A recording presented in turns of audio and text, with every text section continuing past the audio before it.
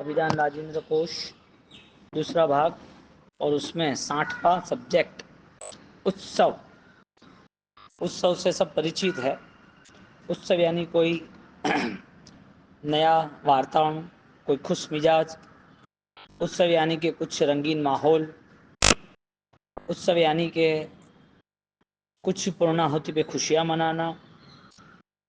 तो ये जो उत्सव की कहानी है, उत्सव की जो कथाएं है, वो संसार की भिन्न है और साधना की भिन्न है। उत्सव से यहाँ पर निशित चोरने में कहते हैं आनंदजनक व्यापारे। आनंद वो चेतना के स्तर पर होता है और सुख, सामान्य सुख, वो संसार की अपेक्षा से होता है। आनंद गुण है, परम आनंद। लेकिन जब सुख की परिभाषा में जाएंगे तो कुछ न कुछ चाहिए, साधन चाहिए। तो यहाँ पर जो बंधन रहित अवस्था है, उसमें जो खुशियां मिलती है वो आनंद है। एक निर्दोष आनंद, एक वस्तु रहित आनंद,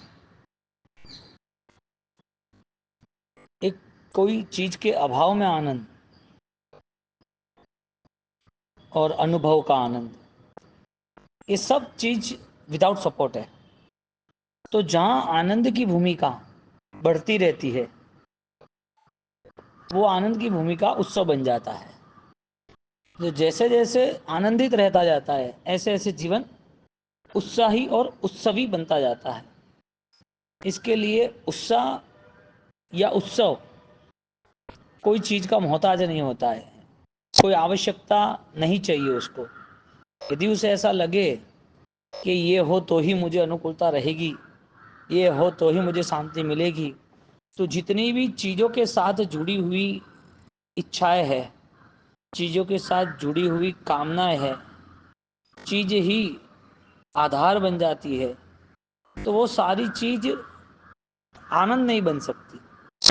इसके लिए ज्ञानियों ने आनंद चैतन्यता की भूमि पर लगाया है। आनंद जनक व्यापार है। जो कार्यों में तुम्हारी आनंद की सीमा बढ़ती जा रही है। अब एक बात है कि जिसको सजग रहना आता है, उसका आनंद कोई कम नहीं कर सकता, लूट नहीं सकता। सजग रहना आता है उसका। अब जितना जितना आनंद, इतना इतनी सजगता। इसके लिए जिसका वृत्ति का जीवन है, विराधना त्याग का जीवन है, उसकी अनुभूति अलग ही रहती है। दुख में भी आनंद, ये जैन शासन के अलावा कोई नहीं बता सकता। सुख के त्याग में भी आनंद। राजा महाराजाओं के दृष्टांत से हमें पता चलता है कि उनके पास सामग्री थी, वो सुख देने के लायक नहीं थी। तो सुख के त्याग में आनंद, दुख और कष्टों में आनंद, ये जैन शासन के अलावा कौन दे सकता है। सुख के साधन की जो पराधीनता थी, वो सुख के साधन की पराधीनता से मुक्त हो गया। अब साधन रहित स्वाधीन अवस्था से आनंद है। तो अवस्था बदलती रहती है, आनंद बदलता नहीं है। सबसे बड़ी बात यह है, जिस चीज पर, जिस वस्तु पर आनंद टिका है, उस वस्तु की समाप्ति या वस्तु के अभाव पे आनंद भी समाप्त। जब वो आनंद स्वानुभूति बन जाता है, तो वो आनंद, उत्सव, वो लगातार बढ़ता रहता है, लगातार बढ़ता रहता है। अब आनंद की भूमिका बढ़ती जाए, उत्सव बढ़ता जाए, तो ये बात ऐसी है कि जिसमें संकित जीव को मोक्ष के प्रति तीव्र राग है। जो संकित जीव मोक्ष के प्रति तीव्र राग वाला होता है, वो बढ़ता ही जा रहा है, निकलता ही जा रहा है आगे। तो आनंद को निशित चूर्णी में आनंद जनक व्यापार कहा, उत्सव को। और वही वापिस उत्सव प्राय प्रतिनियता वर्ष मध्य प्रतिनियत दिवस भाविनी इंद्रिय महोत्सव, એટલે इंद्रिय इंद्र महाराजा महोत्सव करते हैं। उत्सव की व्याख्या से भगवान का प्रतिवर्ष प्रतिनियत वर्ष मध्य परमात्मा के जन्म कल्याण का उत्सव मनाते हैं इंद्र महाराजा। इसके लिए उसे महोत्सव कहते हैं। आप देखने जाए तो उत्सव कहाँ रखा है? प्रभु के पास। उत्सव किससे जुड़ा है? प्रभु के अभिषेक से। उत्सव कौन कर रहा है? इंद्र महाराजा, उसके सब सुखों को छोड़ के। उत्सव के लिए सबसे ज्यादा ताकत किसने लगाई? इंद्र महाराजा ने। हालांकि उसके करोड़ों गुलाम थे, देव, दूसरे देव थे, उनकी सेवा में थे, तो वो भी उत्सव के लिए तैयार कौन है? इंद्र महाराजा। सुख के त्याग में भी इंद्र महाराजा तैयार। सुखी है फिर भी वो तैयार। परमात्मा के पास कुछ नहीं है फिर भी वो तैयार। और उत्सव का जो स्थान है वो भी मेरु महोत्सव, मेरु पर्वत पर। तो ये सारी चीजें बंधन रहित बन गई है। भगवान कुछ देने वाले नहीं है इंद्र को, कुछ भी देने वाले नहीं है। कितनी भी सेवा कर ले, कितने भी कल्याणक बना ले, भगवान से उसे कुछ मिलेगा ही नहीं। इसके लिए भगवान ने कह दिया, वस्तु का मिलना वो कभी उत्सव नहीं बन सकता। और उत्सव मनाना है तो विदाउट सपोर्ट, कोई भी चीज के अभाव में मनाओ। आपका उत्सव आपकी मस्ती बन जानी चाहिए, निरंतर बनना चाहिए, निर्भर बनना चाहिए। उत्सव के लिए कोई सहायक परिबल नहीं चाहिए। इसका मतलब वो उत्सव परम आनंद बन गया। तो प्रतिवर्ष इंद्र महाराजा भगवान का जन्म महोत्सव मनाते हैं। निश्चित दिन पर, निश्चित वर्ष पर चैत्र सुद 13 आती है तो महोत्सव मनाते हैं, भगवान का कल्याणक मनाते हैं। पार्श्वनाथ भगवान के पौष दशमी आती है तो कल्याणक मनाते हैं, आदिनाथ भगवान का। तो ये सारे कल्याणक इंद्र महाराजा हर वर्ष, प्रति वर्ष उस दिन पे मनाते रहते हैं। तो भगवान के जो जन्म कल्याणक है, हाँ, वो स्मरण में बार बार लाते। तो भगवान कुछ देने वाला नहीं है, भगवान से अधिक सामग्री खुद के पास है। भगवान के पास अभी कोई विद्या नहीं है जो जितनी इंद्र महाराजा के पास है। और जब परमात्मा का वंदन अभिषेक करते हैं तो उनके सेवक को ऐसा लग रहा है कि तुम इनके सेवक क्यों बनते हो। तब परमात्मा के लिए उद्घोषणा करते, सुघोषणा दे, परमात्मा के लिए घोषणा करते कि ये 3 लोक के नाथ देवादिदेव है, इनकी सेवा करो, इतनी कम है। तो मन के परिणाम जो उत्साही बने, जो मन मानसिक बल अद्भुत बन गया, मानसिक बल वृद्धि कारक बन गया, तो वो परमात्मा को चुनता है, परमात्मा की आराधना को चुनता है, परमात्मा के उत्सव को चुनता है। जिसमें परमात्मा जुड़े हैं वो सारी चीज मेरे लिए महामहोत्सव है। परमात्मा की भक्ति, परमात्मा की आज्ञा, परमात्मा ने बताई हुई तब त्याग की भूमिका, सब परमात्मा मय बनना वो उत्सव की कहानी है, उत्सव की कथनी है, उत्सव का अवतरण है, परमात्मा मय बनना। अब इंद्र महाराजा भक्ति से परमात्मा मय बन रहे तो उनके लिए वो उत्सव है। वीरतीधर जो है वो आज्ञा पालन से परमात्मा को मना रहे, वो उनके लिए वीरती उत्सव बनती है। कोई महान तपस्वी तपस्या में लगातार वर्षों के वर्षों चले जाते हैं, स्वाध्याय में लगातार कई सालों तक रहते हैं, ध्यान के अंदर भूमिका में परमात्मा पाने के लिए रास्ता कोई भी अपना लो, शर्त इतनी है जागृत अवस्था चाहिए, सम्यक अवस्था चाहिए। एक बार, एक कैसी छोटी बात है ये सजग रहने के लिए, उत्सव मनाने के लिए।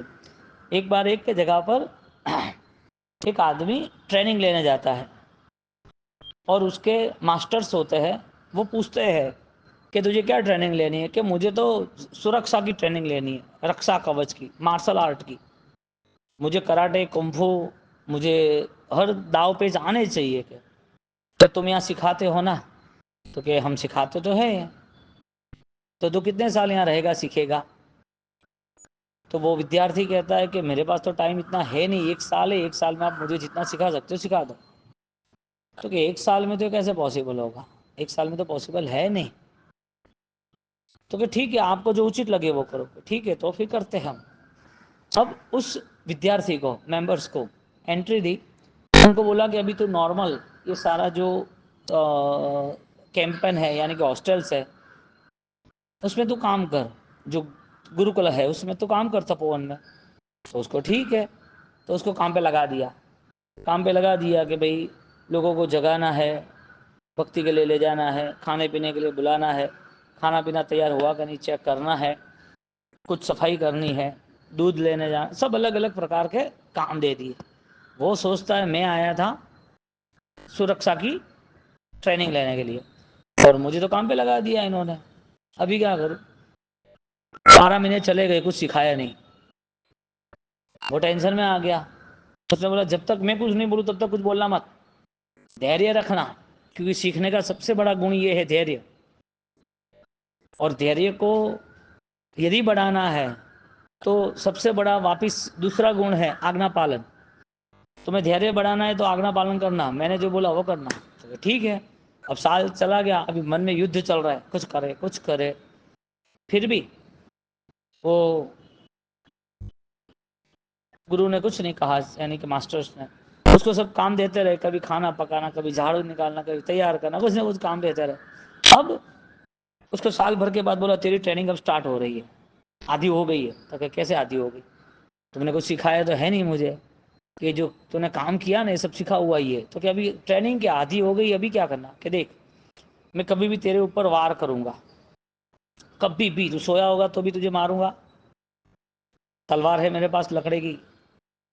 तू खाना पका रहेगा, तो सफाई करता होगा, तो भक्ति करता होगा, तो खाना खाता होगा, मैं कभी भी तेरे पे वार करूंगा, तो ध्यान रखना। तो ठीक है।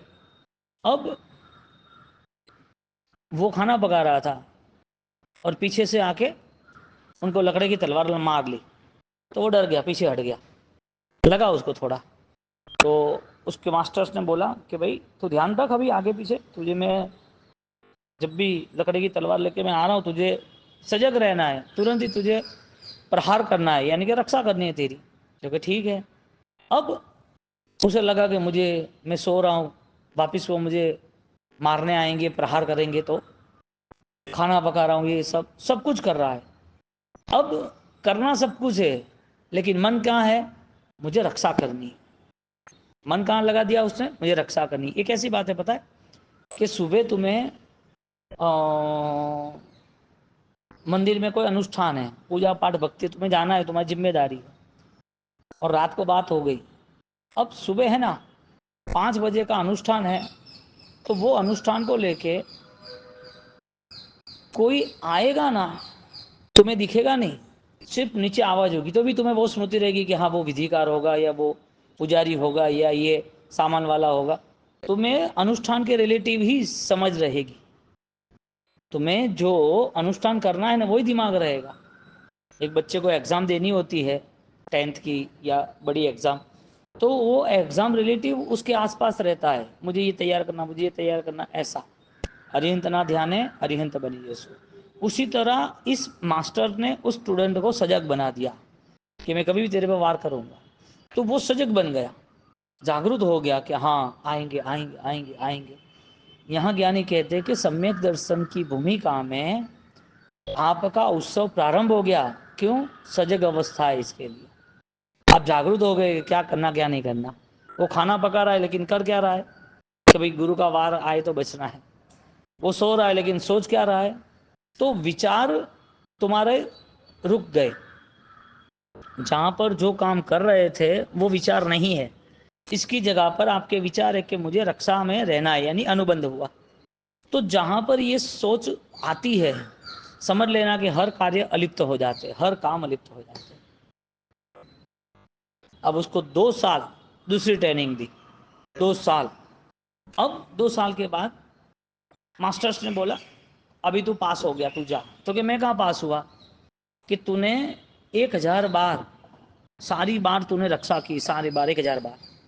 मैंने जब भी तेरे वार किया ना, तब तू है ना जागरूक था। इसके लिए तेरी ये जो प्रैक्टिस हुई ना, अब तेरे पे कोई भी वार करेगा ना, तो तेरी एक कैपेसिटी डेवलप हो गई है कि तू बचा सकेगा, बच सकेगा, बचा सकेगा, जागरूक रह सकेगा। यहाँ पर उत्सव किसे कहते हैं, जहाँ आपकी जागृति निरंतर आपके साथ रहती है, उसका नाम उत्सव बनाया। आपकी एक प्रैक्टिस हो गई ना।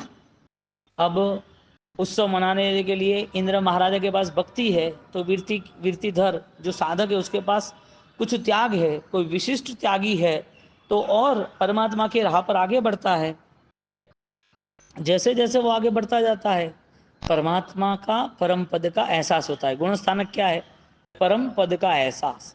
जैसे जैसे वो वृद्धि करता है, तो जब सजग अवस्था रहती है तो उसके ऊपर कोई वार नहीं कर सकता। यहाँ उत्सव की परिभाषा ये है कि तुम्हारे आनंद को कोई छीन ही नहीं सकता, तुम्हारा आनंद कम पड़ ही नहीं सकता। तुम्हारा आनंद गिर ही नहीं सकता, तुम्हारा आनंद कमजोर रह ही नहीं सकता। बोलो किसी के आधार पे आनंद है कि सजग अवस्था पे आनंद है? समकिती आत्मा सम्यक दर्शन का धनी वो कभी भी आनंद के लिए सहारा नहीं खोजता। उसका आनंद ही इतना है, हर सहारा रंगीन हो जाता है, हर सहारा खुशियों से भर जाता है, हर अवस्था उसके लिए महामहोत्सव बन जाती है। तो यहाँ पर उत्सवा प्रायः प्रतिनियता वर्ष मध्य प्रतिनियत दिवस भाविन इंद्रादि महामहोत्सव। इंद्र महाराजा महोत्सव कर रहे हैं निश्चित वर्षे साहुणम पासे धम्मम सुनंती। उत्सव की अभिवृद्धि के लिए साधु भगवंत का एक आधार बताया कि देव गुरु धर्म की निश्रा उसे उत्सव के लिए प्रेरित करती है। एक व्यवहारिक उत्सव है तो देवगुरु धर्म की निश्रा चाहिए ना। एक कोई भी छोटा बड़ा महोत्सव मना रहे, चौमासा करना है तो गुरु भगवंत के बिना कहाँ होगा। उनको तीर्थ यात्रा करनी है, उनको विशिष्ट भक्ति करनी है, उनको कोई उदारता दान करना है तो उसके कोई ना कोई शास्त्र, गुरु भगवान, कोई ना कोई चीज चाहिए, आधार चाहिए। तो यहाँ पर साहुणम पासे धम्मम सुनंती, जो देव गुरु धर्म के निकटवर्ती रहता है उसके जीवन में अपरंपार उत्सव रहता है। इसके लिए देव गुरु धर्म के निकट कुछ समय के लिए भक्ति के लिए, द्रव्य शक्ति के लिए रहता है, लेकिन उसकी भाव गरिमा वो निरंतर साथ में रहती है। तो गुरुकुल वास बताया कि आप जब परमात्मा के साथ रहते हो तब आपको भक्ति का भाव आ रहा है, तो परमात्मा के जब मंदिर में नहीं होते हो तब आपकी स्थिति क्या बनती है, आपका परिणाम क्या बनता है, आपको उसके पीछे क्या चाहिए, ये जो निर्मित होता है ये उत्सव का प्रारंभ है। क्योंकि परमात्मा का अभाव नहीं है, परमात्मा सिर्फ मूर्ति में छिपे नहीं है, परमात्मा की भक्ति तुम गीत गा रहे हो उसके लिए नहीं है, परमात्मा ने जो मार्ग बताया उसके खाली पचखान ले रहे हो, वो शरीर नहीं हो आप। आपके पास एक निजी संपदा है जो सम्यक दर्शन से वृद्धि कारक, सम्यक दर्शन से प्रारंभ होती है। तो उत्सव के लिए साधु का शरण, चत्तारी शरण पहुंच, तो चारों शरण जरूरी है, चारों शरण। क्योंकि अत्थधम में बुद्धि, जो धर्म की बुद्धि धारण करता है उसके लिए उत्सव निरंतर है। अब जिन जिन लोगों ने साधक अवस्था को चुना है तो उसके पहले उसने सत्य को चुना था। जब तक उत्सव को नहीं चुनेंगे कि मुझे महामहोत्सव करना है तो उसकी पूर्व भूमिका रहती है कि इस महामहोत्सव के अंतर्गत तुम्हें इतना इतना करना पड़ेगा। तो ये अत्थिदम में वृद्धि, जब देवगुरु धर्म के पास रहते हैं और उत्सव की वृद्धि होती है, उसी तरह धर्म की बुद्धि धारण करने वाला जीव वो भी इसी मार्ग पे आगे बढ़ता है। एक बताई द्रव्य निश्रा देव गुरु धर्म की, परमात्मा की, गुरु की और क्रिया की, और एक दूसरी बार कह रहे अच्छे धर्म में बुद्धि, यही धर्म, यही धर्म यानी वृद्धि कारक धर्म वो उत्सव बन जाता है।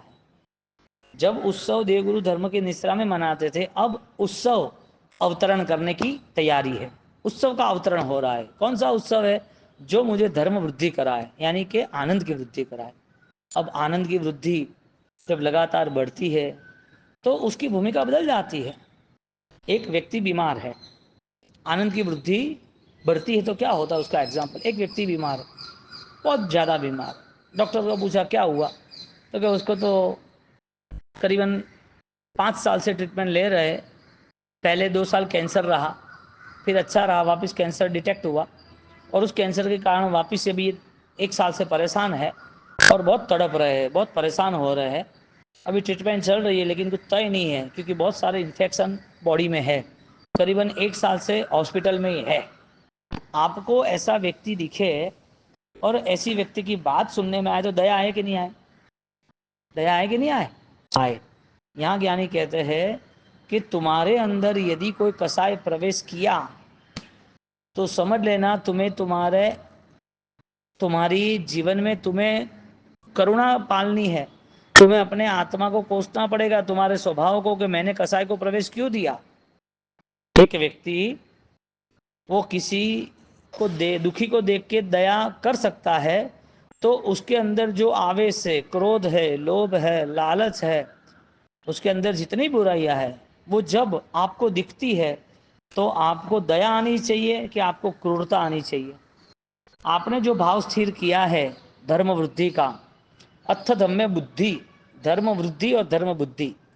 वो धर्म बुद्धि का जिसने भाव विवेक तैयार किया है, वो विवेक तैयार करने वाला वो उसमें प्रवेश कैसे कर सकता है? किसी ने गलत ईर्षा निंदा का वचन बोल दिया, अब जो द्रव्य से दुखी था वो भाव से भी दुखी है, जो शरीर से रोगों से बीमारियों से दुखी था अब वो शुभ भाव से सम्यक दर्शन नहीं है, इसी के लिए मिथ्यात्व से दुखी है। मिथ्या परम रोग, क्या शब्द रखा? परम अंधकार परम संचारो जी। क्यों परम रोग बताया? कि ऐसे लोगों के लिए भाव दया ही रखना। उन्होंने आवेश किया, उन्होंने तुम्हारे प्रति घृणा की, उन्होंने तुम्हारे प्रति ईर्षा निंदा की, तो ईर्षा निंदा का उनका जो भी भाव है वो तुम्हारा भाव नहीं बनना चाहिए। तुम्हारा भाव यदि बना व्यक्तिगत तुम्हारे लिए, तो समझ लेना तुम भी आंतरिक रुग्ण हो, बीमार हो। तो यहां पर आनंद की वृद्धि पुद्गल रहित बताई, क्योंकि उसका कर्म तुम क्यों खरीद रहे हो, उसके कसाय तुम क्यों खरीद रहे हो, वो जिस तरह उसकी दृष्टि है वो दृष्टि तुम्हारी क्यों बना रहे हो? उसके प्रति भाव दया करो। तुम्हारे आनंद को अखंड रखना है ना, तुम्हारे आनंद को उत्सव में परिवर्तित करना है ना, तो वो उत्सव के लिए तुम्हें सामने वाली व्यक्ति का जो भी रिएक्शन है या कोई भी वस्तु से तुम्हारा लगाव बढ़ जाता है, तो उससे दूर होने का प्रयत्न करो।